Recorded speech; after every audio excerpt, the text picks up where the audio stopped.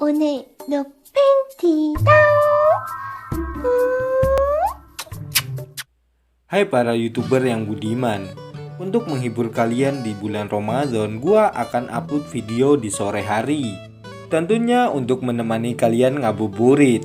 Dan jangan lupa buat kalian untuk like, share, dan subscribe. Bunyikan loncengnya juga agar gua tambah semangat untuk bikin alur cerita film yang lebih menarik lagi. Kali ini gua akan merangkum alur cerita film yang berjudul Stepmom yang rilis pada tahun 2016. Film ini mengisahkan seorang bocah yang cinta kepada seorang wanita yang belum ia kenali lebih dalam. Gimana kelanjutannya, simak videonya sampai habis. Tanpa kopi, tanpa cemilan, Jones, tanpa pasangan, kita ke kamar mandi dan kita siap untuk menyajikan ceritanya. Film diawali dengan bos yang sedang pusing, kemudian ia pun memanggil karyawannya. Ia lalu marah-marah karena administrasi di kantor tersebut amburadul dikarenakan tidak ada sekretaris. Bos itu bernama Do-chan. Ia kemudian menyuruh karyawannya untuk mencarikan sekretaris yang baru. Ini adalah si Jian. Ia bekerja di sebuah perusahaan, namun ia terlihat sedang pusing.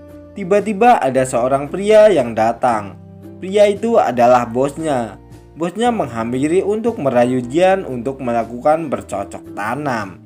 Namun Jian tidak mau dan memilih untuk menendang rudal bosnya tersebut dan pergi sambil melempar ID card-nya, yang berarti Jian keluar dari perusahaan tersebut. Dan ini adalah Junha. Ia sedang bersama dengan guru privatnya. Namun ia nampak tidak fokus dan malah fokus ke gunung kembar milik guru privatnya tersebut. Si guru pun sadar bahwa Junha sedang memperhatikan gunung kembarnya. Ia pun marah kepada Junha dan pergi begitu saja. 너가 취향 아니거든. 진짜 그 좀 어떻게 좀 해봐라. 너 진짜. Tidak lama kemudian muncul wanita yang bernama Hansu. Dia adalah teman Junha yang tergila-gila ingin menjadi kekasih Junha. Namun Junha tetap tidak mau karena tingkahnya yang terlalu centil. 귀여워. 깨물어주고 싶어. Jian yang merasa pusing, ia pun pergi ke kafe. Tidak lama kemudian datanglah Junha yang mengunjungi temannya. Kemudian temannya menyuruh Junha untuk mengantarkan minuman kepada Jian. 이거 파란 걸로 바꿔주세요. Junha yang normal pun tidak kuat melihat bodi Jian yang memakai baju kerja itu. Sampai-sampai Junha membayangkan keindahan tubuh Jian.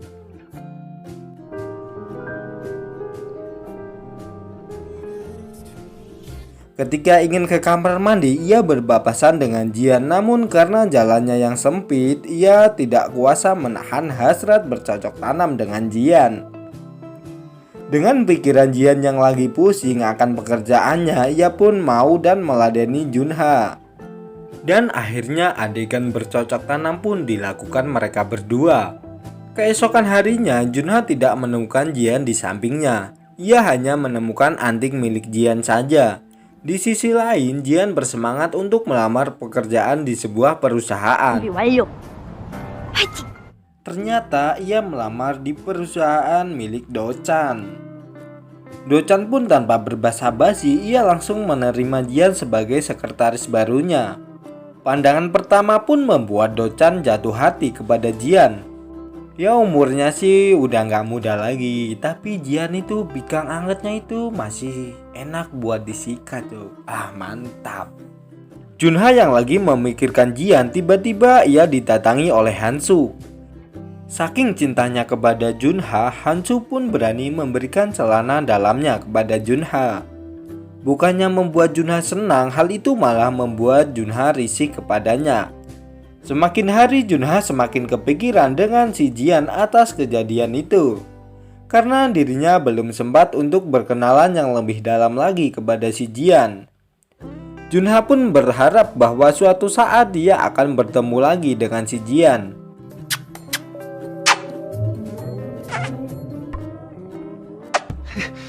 Junha hanya tinggal bersama dengan ayahnya karena ibunya sudah meninggal cukup lama. Ternyata ayah Junha adalah Do-chan. Malam itu Do-chan sedang mabuk karena pusing akan pekerjaannya mungkin, ataupun pusing karena sudah lama menjadi duda. Pagi harinya ketika datang ke kantor, Do-chan disambut dengan senyuman yang manis sekali oleh si Jian. Hal itu membuat Do-chan semakin yakin untuk dirinya menikahi si Jian. Do-chan pun kemudian memberanikan dirinya untuk mengajak nikah si Jian. Namun Jian meminta waktu untuk menjawabnya karena dirinya seorang janda. Ketika Jian lagi di rumah, tiba-tiba ia teringat kembali dengan adegan dirinya bersama si Junha, yang membuat dirinya kaget. Esok paginya Jian pun menerima lamaran dari Do-chan. Do-chan yang sudah lama kesepian, ia pun merasa senang dan bahagia. Beberapa hari kemudian, Do-chan pun mengatakan kepada Junha bahwa dirinya telah menikah lagi, alias Junha telah mempunyai ibu tiri. Tiba-tiba ada suara ketukan pintu.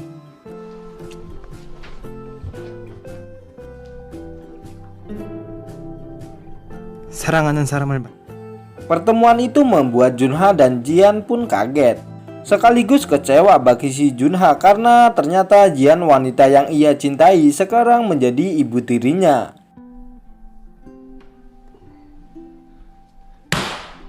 그만. Junha pun lalu pergi ke kamarnya karena ia masih tidak mempercayai bahwa Jian sekarang menjadi ibu tirinya. Padahal dirinya sungguh sangat cinta kepada si Jian. Saat Jian mendatangi Junha di kamarnya, Junha pun langsung menyosornya. Namun ditolak oleh si Jian. Jian lalu mengatakan kalau mereka sudah tidak boleh melakukan adegan bercocok tanam lagi karena sekarang dia sudah menjadi ibu tirinya. 난 아니야. 난 네가 누군지 무슨 일 있었는지 다 잊었어. Ketika lagi memikirkan Jian, Hansu pun tiba-tiba datang. Ia dengan nekatnya berjoget di depan Junha tanpa memakai baju.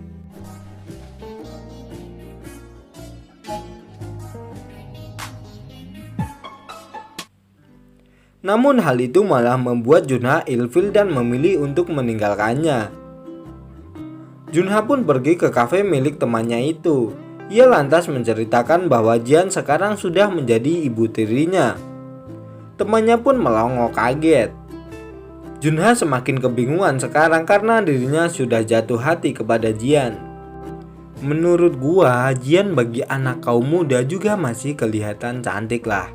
Dan bikang angetnya itu masih mantap sekali coba. Nih, gua saranin buat kalian ntar malam lu bayangin ketemu sama si Jian. Ya nggak, sebelum tidur siapa tahu lu ngimpinya bareng si Jian. Anjay. Oke, lanjut. Layaknya menjadi istri yang baik, Jian pun meladeni Do-chan ketika pulang kerja. Namun ketika ingin membuatkan kopi, Do-chan malah menarik Jian dan melakukan kuda-kudaan di sofa tersebut. Junha yang haus pun ingin pergi ke dapur. Namun ia malah mendengar suara pemersatu bangsa dari ayah dan ibu tirinya. Hal itu membuat Junha semakin kesal dengan Jian dan sakit hati yang mendalam. Keesokan harinya, Jian yang lagi menyiapkan sarapan, tiba-tiba ia disosor oleh Junha. Namun Jian langsung menamparnya. Kemudian ayahnya pun datang. Namun ketika ingin sarapan bersama, Junha mengatakan bahwa dirinya belum bisa menerima ibu tiri dan ia pun pergi begitu saja. Hari itu ia kedatangan guru privatnya. Junha tanpa berbasa-basi langsung mengajak guru privatnya itu bercocok tanam. Namun gurunya tidak mau dan mengatakan bahwa Junha telah kehilangan otak dan menamparnya. Lagi-lagi Hansu pun kembali datang dan menghibur Junha. Ia juga mengatakan bahwa dirinya akan selalu ada buat Junha dan selalu mencintai Junha kapanpun dan dimanapun.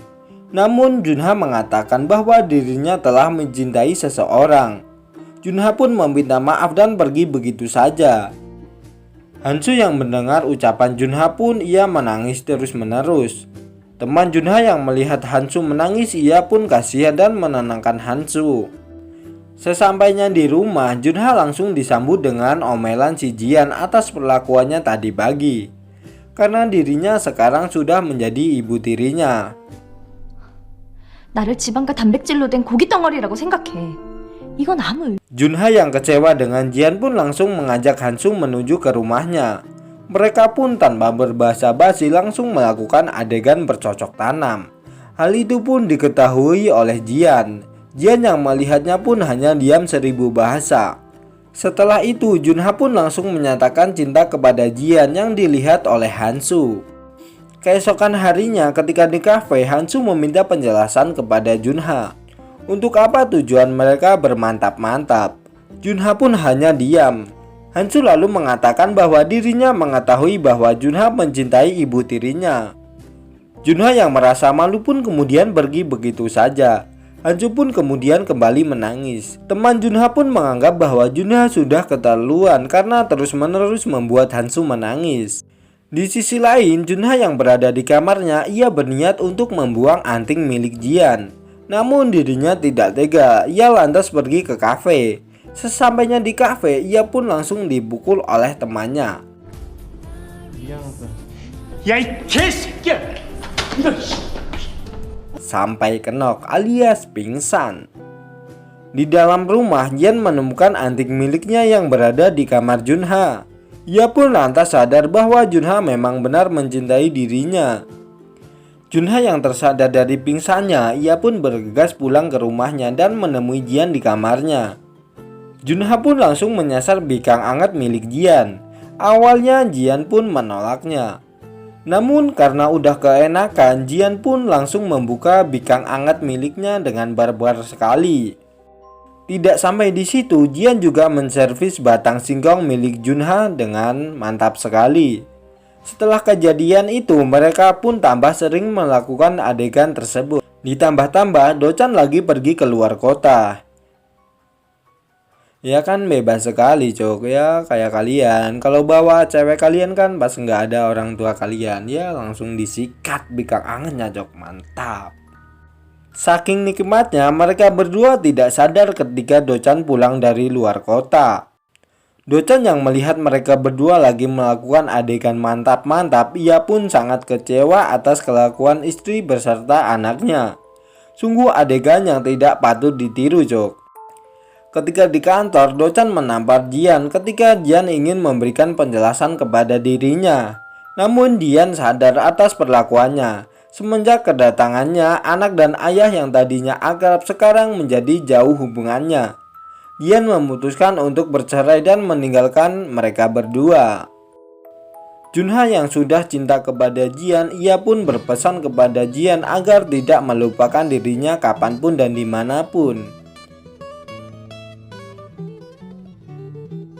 Beberapa tahun pun berlalu, akhirnya teman Junha dan Hansu pun sekarang resmi berpacaran dan sekarang mereka berdua bahagia sekali. Sementara itu, Dochan bahagia atas kedatangan Junha dari luar kota yang sedang melanjutkan kuliahnya. Jian juga nampak senang dengan kehidupan barunya.